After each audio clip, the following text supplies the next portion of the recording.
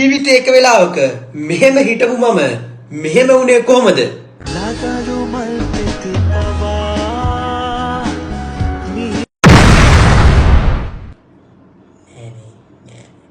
නෑනේ ප්‍රියස් එකක් පැත්ත කියලා ලොකු වෙන්නේ නැහැ. හැබැයි එදා මම හිටපු තැනත් එක්ක මම ආපු තැන මට හරි ලොකුයි. එහෙනම් මේ වෙලාවේ ඔයා ඉන්නේ කොතනද? සාර්ථකත්වය කියන්නේ රේඛාවක් නම් ඒ රේඛාවේ ඔයා ඉන්න තැනක් ඇති. ඉන්න තැනම ඇති කියලා හිතන්නේ නැතුව ඉන්න තැනින් ඉස්සරහට යන්න ආස 24 දිනෙකට මෙන්න අවස්ථා තියෙනවා අපිත් එක්ක මේ ඔන්ලයින් සිස්ටම් එකේ මේ වගේ හම්බ කරලා කොයි වගේද? මෙන්න මේ වගේ.